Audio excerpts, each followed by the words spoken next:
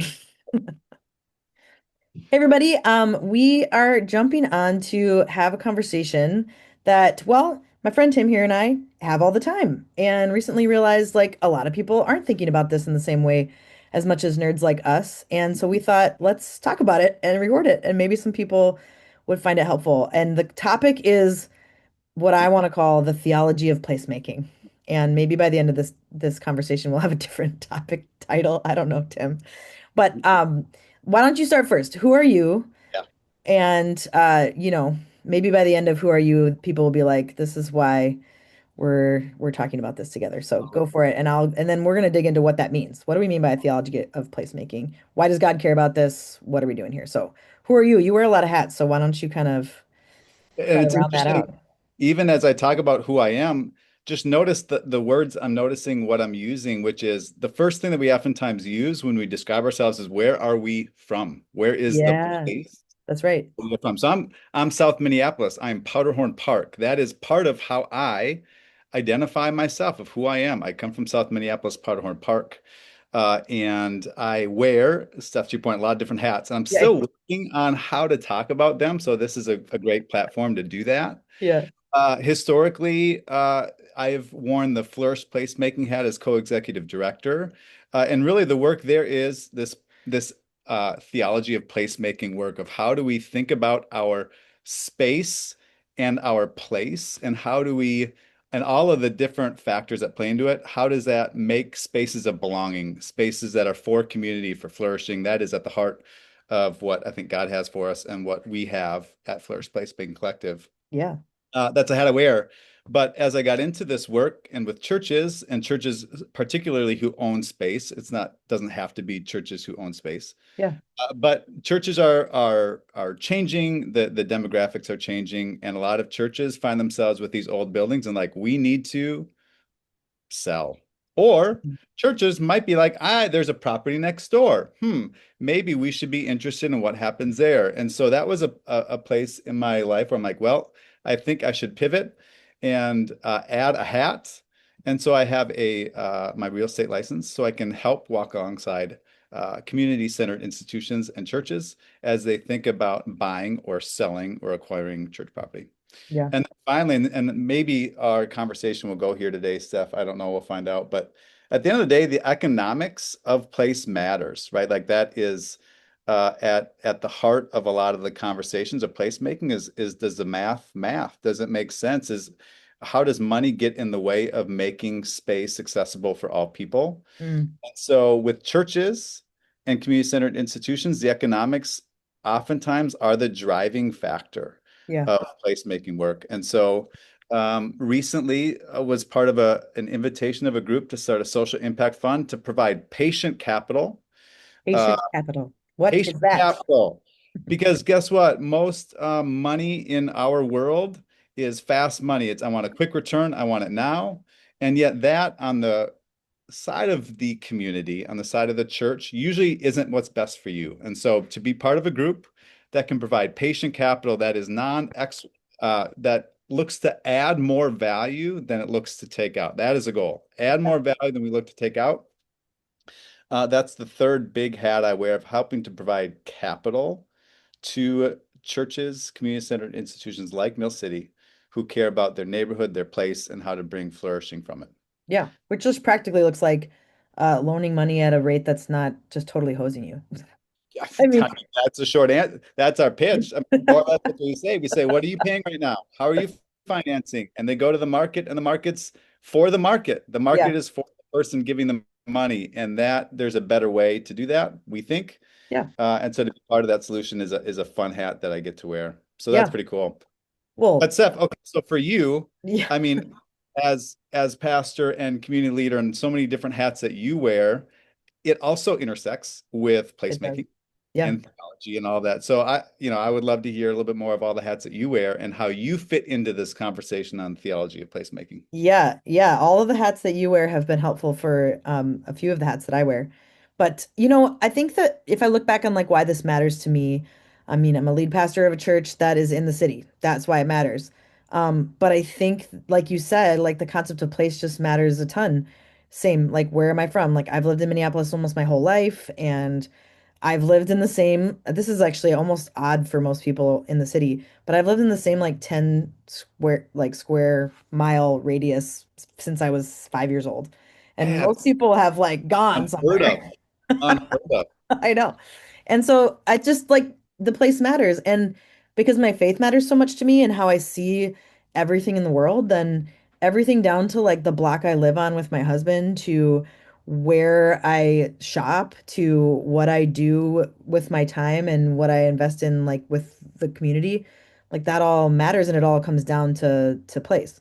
And so I just it matters to me in those ways. And I found maybe an interesting interest in real estate and property and what that means and the history of that, like a lot of interest in the history of what has happened in Minneapolis and St. Paul with the inequity around property and all that's meant. I mean, I found that to be really interesting, like relatively early in my kind of life, like in my early 20s, and have invested in some property, not just financially, but relationally, and saying, what does it look like to be someone who has property that can be rented at a reasonable rate to people. So still to this day, I don't own as many as I have in the past, but right now own rental property, a triplex that I hope to have, continue to house people at a reasonable rate in a place where in Northeast Minneapolis, it's just up, up, up, up, up. So that's like this interesting part of my life that many pastors don't have, but is a part of my life, this kind of interest in what's happening in this that space of place and buildings and what that means. So then it was maybe kind of interesting that my church didn't have a building for the first several years. And then when we did have a building, it wasn't a worship space. And then there's a whole other story. So we can get to that one in a minute. But overall, this really clicks with me that God cares about place. And I think maybe at the core, to me, it just feels like we pastors like me often say, like, well, the church isn't a building, it's the people.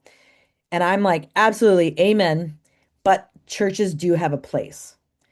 And that is what has been true for my church for the last over 17 years, even throughout all the different places we've worshiped. I think we counted between all the different situations we faced. I think we were like worshiped in 8 different places in the last 17 years, sometimes by choice, sometimes by force. But we've been in the same place, meaning the same part of Minneapolis and Northeast Minneapolis, invested, caring about that, caring about the people, caring about the roads, caring about the buildings, caring about the schools, caring about the infrastructure, and like what does it mean that even though we are a spiritual group of people, a physical, we're bodies, we're people that live in lots of different places, but together we're called to care about a place, no matter what type of structure we worship in, or if we're in a park outside, like we sometimes are. The place in which we worship is the geography, not the building or the structure only. But buildings and structures sure do have a lot to do with the flourishing of communities. And so Yes. I think that's where a lot of that intersects for me and what you see with communities all the time, I'm guessing.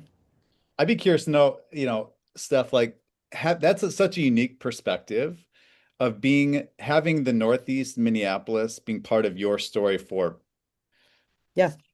forever. Like, Hmm. I'm curious that perspective and how you've seen, for folks like myself, I'm South Minneapolis and I have a perspective on Northeast, right? Right.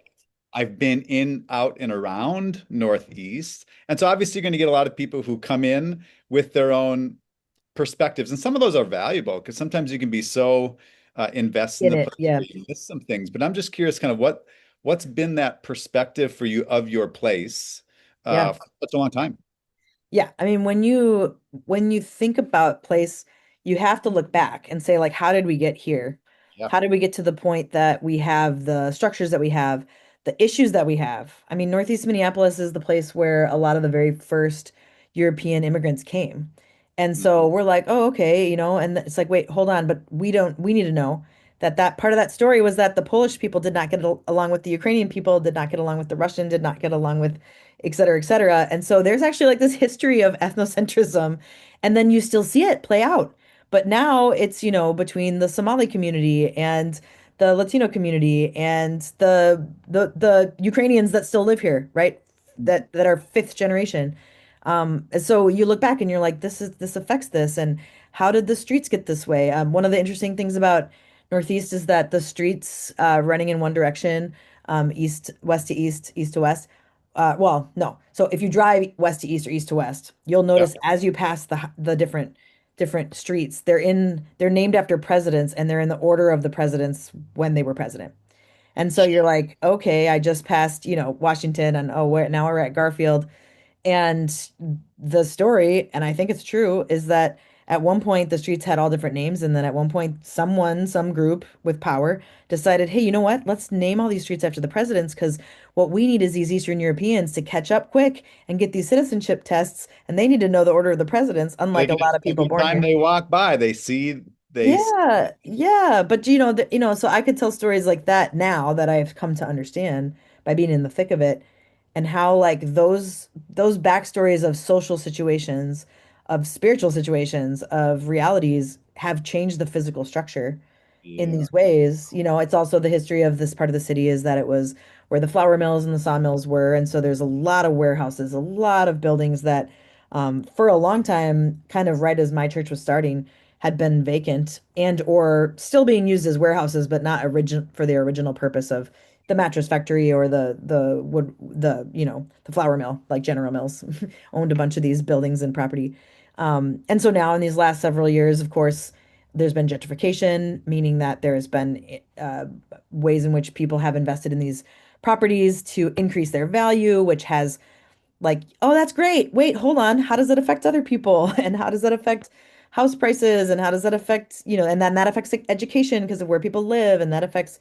And so you start to realize like if you're going to be a faithful community of Jesus followers in a community, you have to care about the physical space because it represents what's happened relationally, emotionally, spiritually to people. And it still is mattering of what's happening to people in Yes. their life and where it goes. And we, as Jesus followers, we can point to lots of places in scripture. One of my favorites is just looking at Jeremiah 29, talking about, hey, even when you're kind of feeling like you're out of place or in exile or kind of away from the space that centers on what you care about, you need to invest yourself in that space. And you need to seek the peace and the prosperity of that place that you're in. And it talks about seeking the peace and the prosperity of the city because if you and in that piece there it's really shalom, right, this sense of holistic well-being. It's not peace like there's no conflict, but or even prosperity like financial only, economic only, but systemically the system is healthy, people can thrive, people can flourish like you said. And so to me like it's just rooted in God's call to us throughout scripture. Micah 6:8, do justice, love mercy, and walk humbly with God. Where are we walking with God? Through the streets of this place that you live. You're walking because you have to park kind of far to get to my church building. You're walking through these streets to come in here to worship Jesus. So, but like Jesus is present out there in those streets too. So, what does that mean, as we're coming in? So, yeah, I mean, obviously, I could start preaching because that's my job, but that's where I'm I- at. I'm curious how, I think part of the theology of placemaking gets to the theology of what does it mean to be a good neighbor? Right, And part of what I've sensed and seen sometimes in the US American culture is this like who is my neighbor, right? That's the question. right.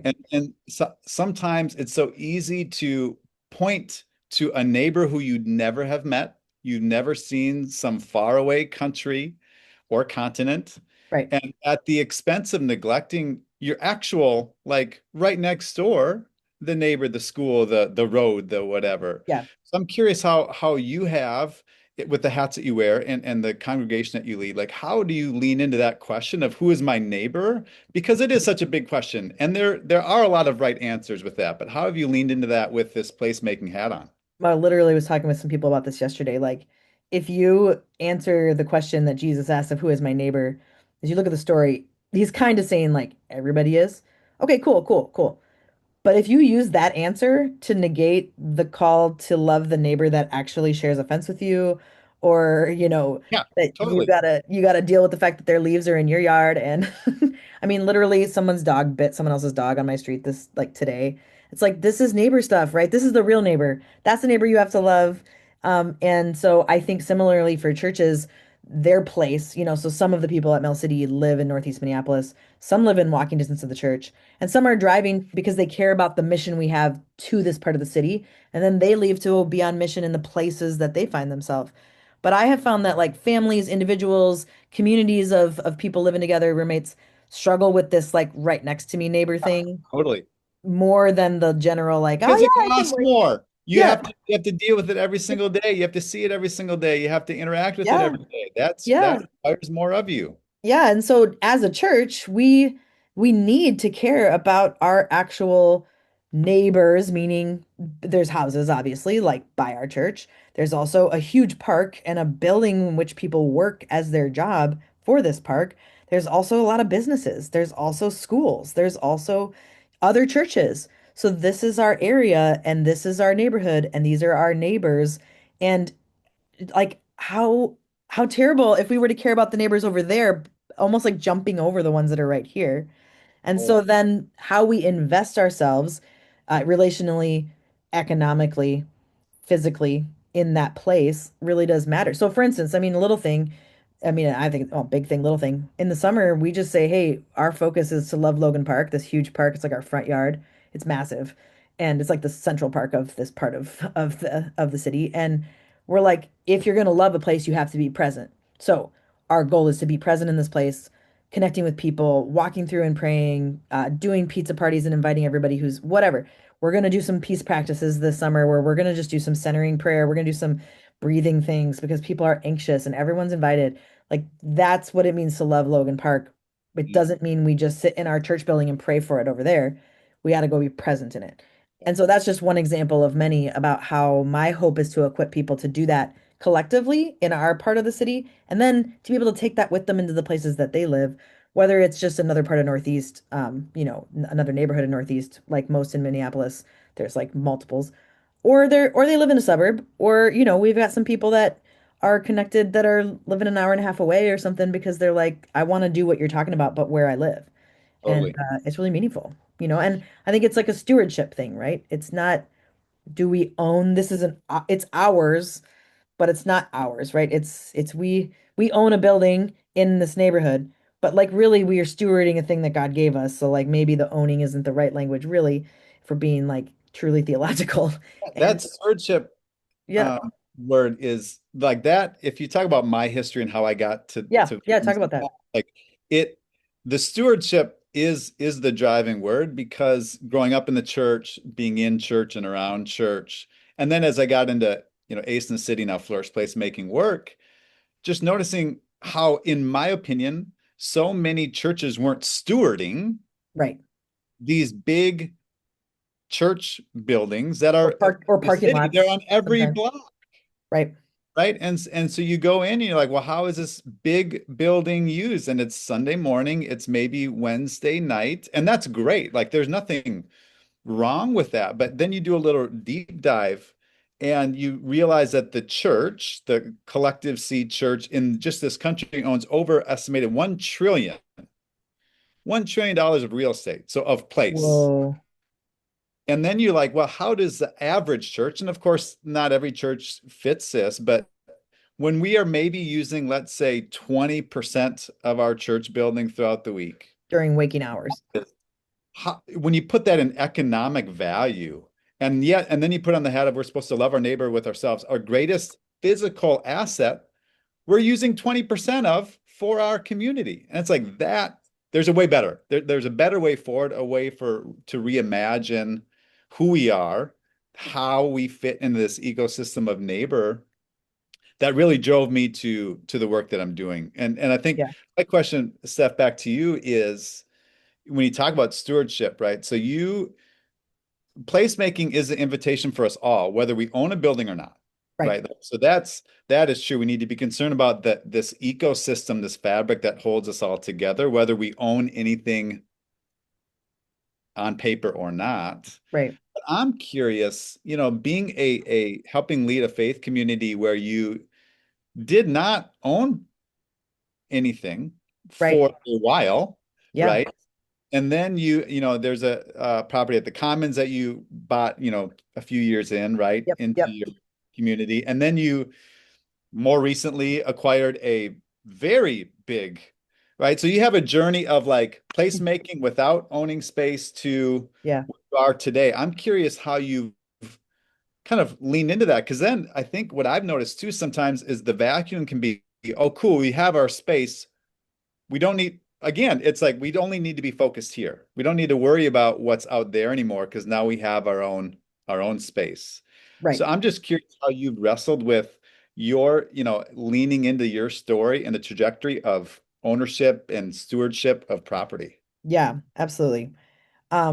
Basically, from when we started, if it comes down to like the questions you're asking, if you ask me, the beginning questions that we had coming into this part of the city was not how can we bring God to the city, but what is God already doing here and how can we be a part of that?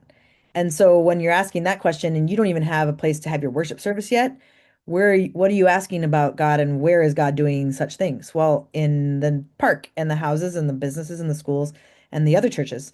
And so to answer the question, our guiding question, we had to be in those places. And because we didn't even have a building, it kind of helped, right? You're like, well, where else are we going to be?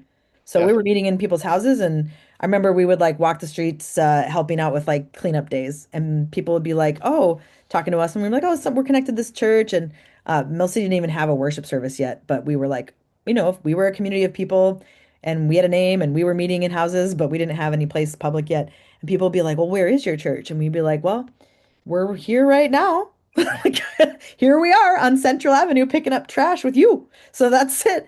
And so like because it's our place, like Northeast is our place. And so really Mill City Church is wherever the people of Mill City Church are is our place, but our gathering is in the Northeast, so that's our core place that we serve together as a community, right? And so it's been like the guiding question, well, what's God doing and how do we join into that? We started worshiping in a school, and so then it was like, well, what's God doing in the school and how are we a part of that? And now even though we don't worship there, we're still asking that question and are very involved. We were very involved during Operation Metro Surge and this immigration crisis that happened at the beginning of 2026 because the school is a bilingual school. And so, something like 80% of the families are immigrants. And so there was so much trust and relationship because we were with them in that. And so we were able to help in ways that like most people don't even realize because of the relationship. But Mhm. that's also a physical location that offered us hospitality to us that we pour back into. And then, like I said, all these places we've met in parks, and for a while we had to go to a different school because they changed out the fire alarms in that school and didn't tell us until after they did it. And oops.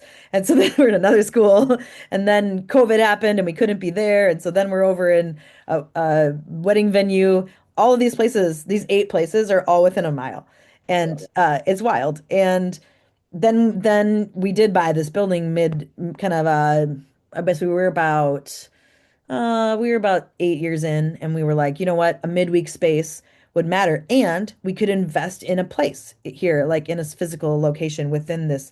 Our place is Northeast, but we're investing, and that midweek space, again, same to your back to your question of stewardship.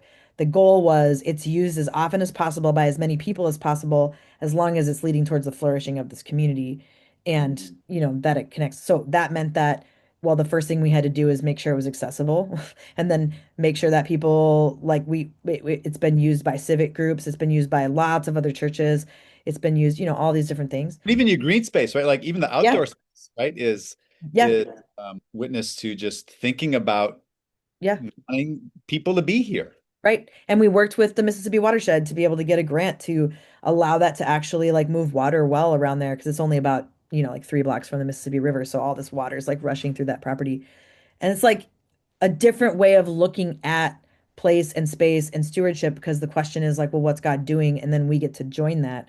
And God cares about the environment and cares about, so like it's the guiding questions that lead us all the way through. And so then, as you mentioned, like we inherited this beautiful church building, but it's massive, from a community that because we had been like, hey, if we're here, then we care about the other churches. So we got into a relationship with a historic church there called Elam. And then when they were really in decline and realizing, hey, we could keep going, but I don't know how much longer. And why don't we do something more? Long story short, we adopted them. They closed and joined us, and we inherited their legacy, which is really amazing and faithful. We inherited all of their amazing people, most importantly, but also the asset and liability of this huge building, and 2 church vans. Turns out we're not good stewards of church vans, so those are already off. But everything else, how do we be the best steward of that? And moving into that, that's where Flourish was so helpful to help us just say, like, this is a massive building. It's the size of like over half a Target of square footage. Only a relatively small portion is a sanctuary. So we were like, we need some help with some creative imagination and like what we could do. And so then we've been doing that. We've been experimenting with a co-working space. We've had multiple schools that have rented. We have had civic groups use it. We have a 100-person community choir that's like not a faith-based thing at all, singing in the sanctuary, doing concerts and renting from us at a low cost for them. But also, how cool is it that room was made for like voices without microphones? You know, it's this 1905 sanctuary in the round. I mean, that's amazing. So, but you guys really helped us to put those thoughts out there as not like a plan, because we didn't know the plan, but as like a vision of what could be. Because I think a lot of times with this theology of placemaking, there has to be the like, what could there be? And questions that are bigger than how do we fix the problem we have right now? Because that's a good question. But And there's deeper questions that you guys help ask. I think that's part of the invitation of placemaking and being good neighbors, understanding that neighbors and neighborhoods change. They're Yeah, always. yeah, And so I think that's, one of the, I would say, toughest challenges for churches, is like, well, that's how we've always done it yeah, type mentality. And yet to understand, to be a good neighbor and this work of placemaking understands that all of these dynamics are always moving all the time, which means to a degree, we also have to pivot and adjust and be flexible. yeah, yep. And that's just how it is. Yeah, I mean, I use the term agile a lot. I'm like, this, we have to stay agile to respond. As you know, because you're helping us in those three hats you have, there's a need to be agility to continue to have agility now. Um, in one part because we've been asked by some neighbors to purchase their home. This home is like the first house to be built in this entire neighborhood in 1883, I think it was. There was nothing but prairie and that Logan Park that I was talking about. And then one old church building, which is the one that Elam was in. They had torn that one down now, but that was it. And then Prairie. And now this couple that's been living there for 30 years doing incredible work, foster care and affordable housing for immigrant families, were like, hey, we could just sell this because we need to be done. We're in our 70s. Or we would love for you to pray about the church. I mean, they're Jesus people. They're like, would the church ever continue this legacy of hospitality to the neighborhood and affordable housing to immigrant families? And we've been praying about it now for like 2 years. I think I was just looking, I think it's been over 2 years since they brought it up to us, and we're about to like make a final decision. But when we started telling people like this is something that we need to pray about, hundreds of people from our community were like, this seems like a lot, but like we're supposed to do this. I think like it fits with our mission. And it's because of this placemaking theology, like because this is our place and we can see that building right there, and hospitality is at the heart of God, and affordable housing, like, and the flourishing of people in need. This makes sense. And those people invested. And then we just said the next question is economics. And then all of a sudden you put that story out there, which is so powerful. And then the economics comes in. A lot of our community committed financially, hundreds of $1,000s committed by people just hearing the story outside of our church. And then like you guys being able to step up in your third hat you mentioned and saying, "Hey, we can offset the last portion there with a loan that would really be much more reasonable percentage wise." And all those folks get to be a part of it from LumenWild, and those investors like it's your kind of first one, right? Like the first First kind of, project, and the yeah, story. I mean, we couldn't have landed at a better spot, right? Steph, than with you and the work that you're doing. And that's just it, is how can we all have a part to play in these conversations. And I think generosity is one of the driving forces that should be infused within it. Yeah. But to have capital that is generous, Yeah. on generous terms for you is, I think, a winning formula. Yeah. And Steph, you're not asking for this, but I'm gonna give it to you anyway. Of just like, when you're saying, hey, your church, you presented this with them, and they're like, I have some questions, but I actually feel like we should. That is testimony to your leadership and the leadership of Mill City, of just like, I've had small, in and out with alongside of you for years, right? And just knowing you even Yeah, personally. we've known each other for a So long time. I've We don't I've have to get seen into the and backstory. followed your story, right? And you've been consistent. You and Mill Yeah, City have been consistent. And I think that's just, so crucial to, consistency doesn't have to mean you're not flexible. It just means you know who you are. And right. as new challenges come your way, the posture carries over, the principles carry over, and it Yeah. makes, discernment easier. So I just want to say, kudos to you, because you and the Mill City team have led really well. Yeah, thanks. And that's just it's encouraging to see. And we just have like this incredibly thoughtful group of people who ask incredible questions so that when we do something, we're not walking in without Yep. knowing what we're doing. But they ask the questions because they care and they want us to do the best thing for our church. But also, there's this like, but this is not just about us. This is about families. This is about a family from Afghanistan that's living there right now that would be out of a place to live if this couple sold it on the market, right? Pretty much right away.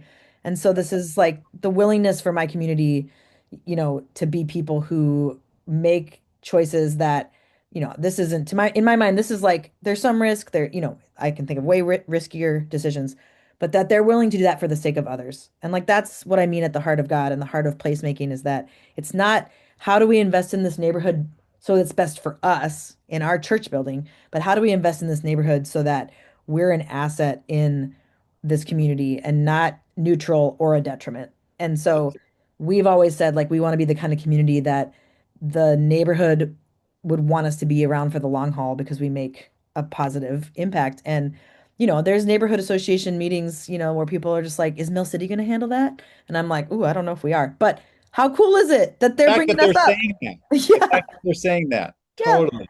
I Yes. love that. So, I mean, it's been an amazing story. I'm excited to see what happens with this. And there's so much going on in just that little neighborhood. And you guys, you from Flourish to what you've been doing as a realtor for us, because yeah, that's like such a helpful connection because that's the next questions that come up often have to do with, questions that realtors can answer.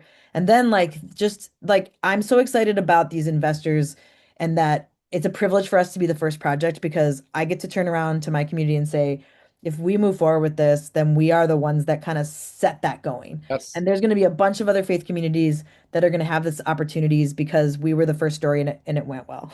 So don't screw it up, but Hey, we be got good. this. Super grateful for real. Okay, Yes. the last thing I want to hear from you is, can you just go through like some of the coolest ways you've seen churches using their you got stories from all over the country, but like earlier you're like it's tough for churches to have the imagination of what to do and they're not 20% of their buildings being used. But what are some of the ways that you see like just really cool stuff happening where churches have been willing to give of some of them themselves because they could just say like, well, it doesn't matter if no one's here, it's our building. But what are some of the things you've heard? Like, I just would love to end with like some Yeah. stories about I what mean, you've seen. I think a couple, one more not close to here, but a place on the East Coast. We did some work in the Hartford area with three congregations there who all overlapped in place. Like they were Yeah, far enough away where they weren't in the same neighborhood, but they were still from this broad community. yeah, And we did some listening work of, essentially the question was, what's possible here? yeah, And so when you do that, there you do deep listening work of the congregation of what are they holding on to and how tightly. Then there's a question of the building of what is the building saying, and the city has opinions on your building and what's required there. And of course, the neighbors also are like care about what happens in their backyard, right? Like that's a yeah, thing. yeah, And part of the consulting hat, Steph, if I know you wear this hat too, of like sometimes um the word that you give or the considerations you put forth aren't immediately received. yeah, yeah. And that's People are okay. like, maybe, maybe. Maybe, right? And so with this one group, it was an aging congregation who had a beautiful building. Mm, And I think the valuation of their property was like $6 million. And it was perfectly primed. They cared about and had a long history of affordable housing. In the neighborhood that they sat, the city had an affordable housing like initiative that they were working on. yeah, And we brought in architects like it is so primed for affordable housing. yeah, See, here's the next steps. And in the immediacy, right, this is where churches and people and humans just have a tough time with change. Even if yeah. it's good change, change is tough. Change And means loss. yes. And so initially it was received really hard, like because of what it would mean for them. Yeah, And that was like, let's say 3 years ago, we had that and I try to follow up with the projects that I'm a part of, and so just followed up 3 weeks ago of like, hey, how's it going? And they just formed a partnership with the local YMCA, cool. doing about a 40 unit affordable housing where they can still worship, right? Like they can still Yeah, have faithful worshiping expression in community. It's just going to look a little different in more of one corner of their building, while the rest can be something really good for community. So that's just That's really cool. Then in North Minneapolis, one more close to kind of the place that we all hold and love here in the Twin Cities, working with, again, another aging church that had a big old building that um, people were tired, right? Like I think that's one of the main feelings that people bring is like, I'm tired, Yeah. and yet there is this weight that we call building. What do we do here? Yeah. And they care. And so again, just working with them and trying to listen to what's the neighborhood saying. And there was a need in this for a quality daycare center. Wow. And at this church, which is pretty unique, I know that you have a little parking lot space, but a lot of urban churches don't have parking lot Right. space. Right. That's not a thing. This one did. It had a lot of like an acre of parking, which is Whoa. insane, and partnered with a local affordable housing developer with a daycare provider, and they are providing and working toward a 70 unit affordable housing in North Minneapolis, and it's Wow. set to hopefully close. I mean, right, there's a lot of moving pieces in this place making work. It takes time. Yeah. But they're hoping to see that come 2027. And again, it's just going to be at the end of the day, Steph, and you've hinted at it all throughout here, is it's an opportunity for this congregation, like it is for Mill City, of like to be a good neighbor, to be one of many voices working together to bring flourishing in their community. Like that is the invitation for churches, for us Right. all, Right. not just the church, to do it solo, but to collaborate and walk alongside all of these other partners in community. And that's what gets me most excited. And I love to see when churches are doing that well, like Yeah. you all. Yeah. Well, and I just, yeah, I mean, because I get to be a part of this, I hear all these cool stories too of like, but well, we've got friends around here that are putting tiny homes up in their parking lots Yes. because they got space. You got people who are selling part of their property to build elder care facilities.